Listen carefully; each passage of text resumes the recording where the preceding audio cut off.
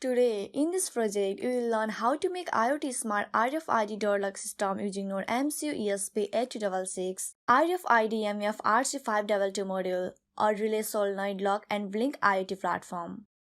With the help of this project, you can remotely monitor your door lock from anywhere in the world using your phone.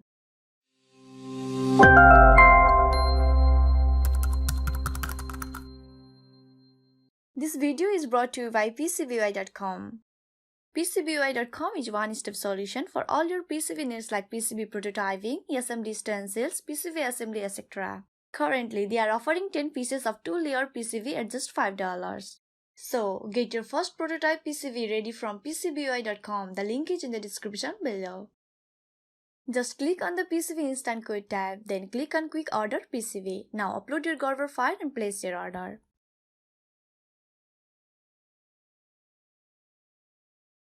So, without further delay, let's get started.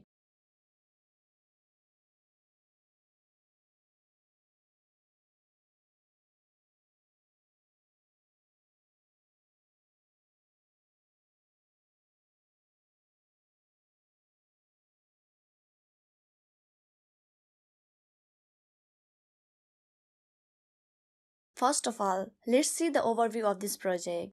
In the Blynk IoT app, I have added 2 tabs. Usually one is for remote access controls and other for live monitoring. Each time user swipes a card, a message is received. The remote access control tab is used for authorizing and deauthorizing users. As you can see here, all the buttons are turned on, which means the admin has given access to all 3 users. If the buttons are turned off, users won't be able to open the door lock. Features of IoT-based RFID Smart Door Lock System: blinking LED as Wi-Fi and IoT server response, buzzer for an alert system, authorize and deauthorize users from anywhere in the world, over-the-air configuration update, easily reconfigure WiFi credentials stored in EEPROM without hardcoding, live monitor your door lock from anywhere in the world. This project also has a green LED. It helps to indicate Wi-Fi connection and Blynk IoT server connection. It blinks while data is sent successfully to the server. Similarly, a buzzer is also added to alert when unauthorized access is detected. In order to open the door lock, permissions will be granted by the admin. As you can see here, only authorized users can unlock the door lock. This project has integrated reconfiguring device features. Hence, you can easily discover your device and enter your new Wi-Fi access ID and password wirelessly using your smartphone. Now, you can connect this device to any Wi-Fi network without programming to the board. You can also press and hold the flash button for 10 seconds on the NodeMCU ESP8266 board to erase the Wi-Fi credentials stored in EEPROM. Sometimes, a condition may evolve in your project that you should intentionally erase the Wi-Fi credentials. In that case, you can use this button. It switches NodeMCU to AP mode and allows you to discover your device in Blynk IoT, where you can configure your Wi-Fi access ID and password. The components and tools used in this project are easily available on Amazon. NodeMCU ESP8266 Development Board, RFID MFRC-522 Module, a relay module, 12-volt solenoid door lock, a LED and 5-volt buzzer, IoT Smart RFID door lock circuit diagram. You can see the circuit diagram is very simple to understand. Connect the RFID module to NodeMCU as per the circuit diagram. Connect relay input pin to D4 pin of NodeMCU. Similarly, buzzer negative terminal is connected to the ground and positive terminal to the D8 pin of NodeMCU. Now, the green LED is connected to the ST3 GPI010 pin of NodeMCU. Setting of Blynk IoT dashboard. In order to monitor and control door lock using Blynk IoT server, you first need to set up the Blynk IoT cloud dashboard. To set up the Blynk server, visit https Blynk Cloud. Create an account or simply sign in if you created the account earlier. Creating Blynk new template. A template is a project in which you can create a web and mobile dashboard for a specific hardware. In our case, it's an IoT Smart Door Lock. For creating a project, first you have to click on the new template. Enter a template name. I am giving it IoT Smart Door. Select the hardware board ESP8266. The connection type will be Wi-Fi. You can add a description of your project if required. Click on Done. Now the template is created. Here are two important things that you should remember. One is template ID and another one is the device name, which is required during the time of programming. Creating new Blynk data stream. A data stream is like a pipeline or channel. The data will be sent or received to these data channels. In a single project or template, there can be multiple data streams. In our project, we are adding 3 RFID cards. So, you can give names to those RFID cards. In my case, Mr. Elson, Miss Asika, Dr. Smith and live monitoring are 4 data streams. I choose virtual pins V3, V4 and V5 respectively for user names and V2 for the live monitoring. The variable data type is a string for live monitoring and for users it's an integral type. After that, move on the web dashboard. In this section, you will be able to see some widgets for making your cool looking web dashboard. But you can only authorize and deauthorize users from the web dashboard but cannot leave monitor door lock from the web due to a lack of terminal widget. So, add 3 buttons for 3 different users and configure data stream to them as per the username. Programming sketch. Before you start the programming, first of all, make sure you have downloaded all the necessary libraries. Download Program Sketch zip file. Place all the files under the same folder. So at first, I started by including the libraries needed for IoT Smart RFID door lock system using NodeMCU. Define SS and RST pin of RFID.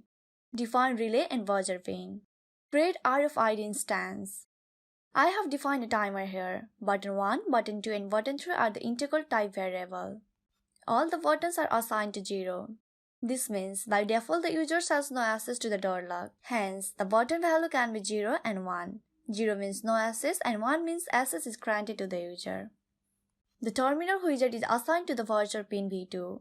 Inside Void Setup, serial communication is activated at 115200 baud rate for debugging purposes.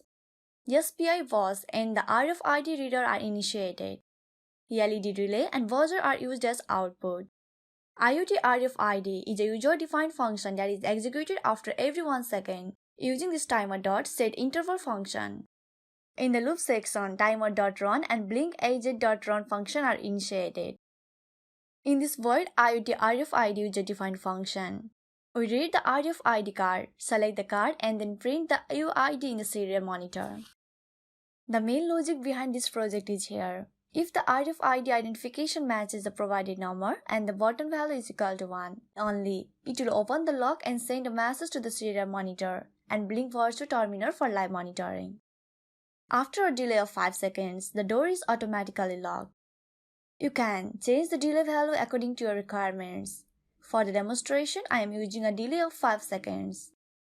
Every RFID card has different identification numbers, so to find your card UID number, simply upload this program code and open the serial monitor.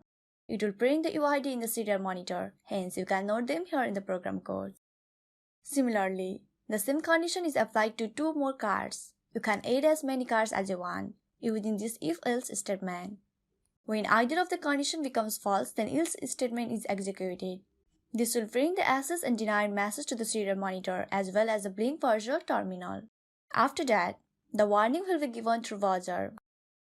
These 3 functions are used to send values 0 and 1 using buttons through the virtual pins V3, V4 and V5. These variables are stored in button 1, button 2 and button 3. Depending upon the values stored, the access is given to the users. So, 0 means access denied and 1 means access is granted to the user. Now, choose your NodeMCU board and correct port. Compile the program sketch and upload it to the NodeMCU 2-valley board. When you successfully upload the program to the NodeMCU board, open the serial monitor to see the project into action. Now, let's set up Blynk IoT 2.0 mobile application. Download the Blynk application to your mobile. After installing the application, log into your account. Turn on the developer mode if it is not turned on by going onto your profile. Click on Add New Device. Click on Ready. Choose the Wi-Fi which is created by the NodeMCU. Give the Wi-Fi credentials of the router with which you want to connect the NodeMCU. Click on Continue. Now, the board will connect to the router if the given Wi-Fi credentials are true. Click on Continue. Provide your device name and click Continue. Add tabs widget to the main screen and name tab 1 as Remote Access Control and tab 2 as Live Monitoring. Similarly, add 3 buttons and configure them as shown here. Also, configure the terminal widget in the Live Monitoring tab.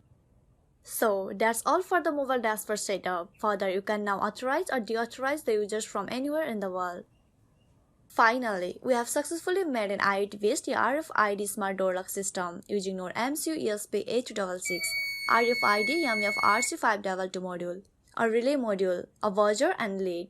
I hope you enjoyed watching this tutorial. For more amazing tutorials, keep supporting us by sharing this video on social media. It's me Asika signing off for today. Catch you on next one. Till then, stay happy, stay cool.